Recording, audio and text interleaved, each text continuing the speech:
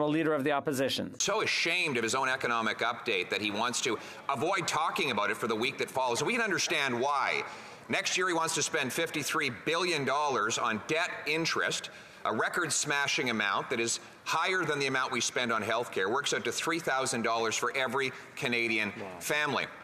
According to according to the Bank of Nova Scotia, this is going to increase interest rates by 2 full percentage points, or $700 a year, directly attributable to this government's deficit spending. So will he get a control of himself and control of his spending so Canadians can get control of their mortgage costs?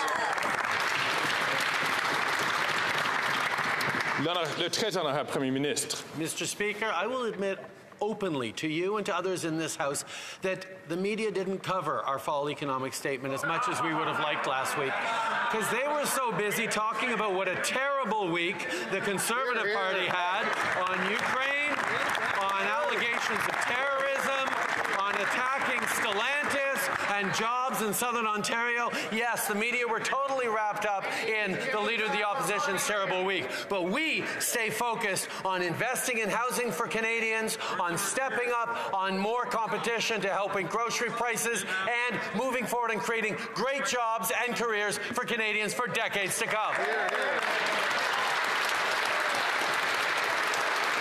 The Honourable Leader of the Opposition. Well, maybe he should just give the media even more money to cover the news how he'd like it, Mr. Speaker, because we know he's so desperate to debate me on the carbon tax, a debate he's been losing badly.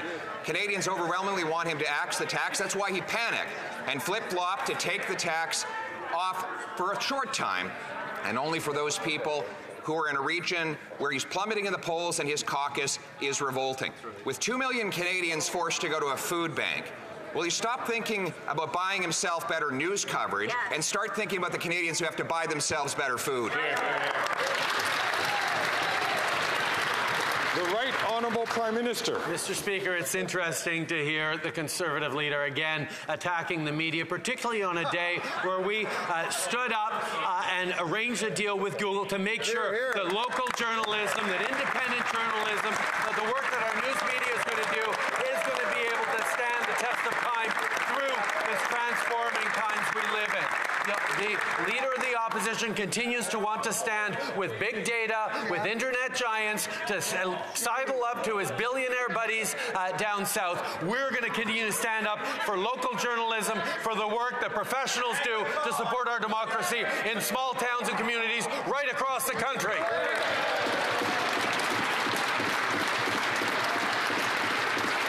The Honourable Leader of the Opposition.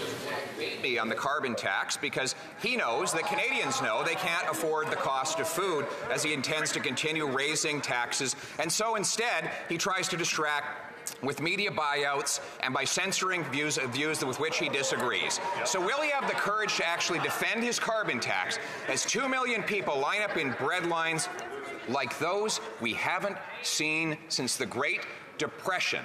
And will he support our common sense bill to axe the tax on the farmers that feed us? The Right Honourable Prime Minister.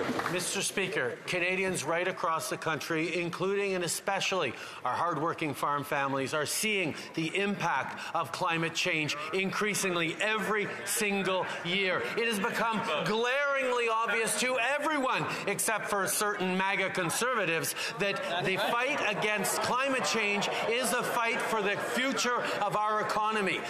You cannot separate fighting climate change from growing good jobs and a strong economy into the future. And yet, that is exactly what the Conservatives continue to say. We put a price on pollution, we're putting more money back in Canadians' pockets, and we're creating great jobs for the long term. Hear, hear.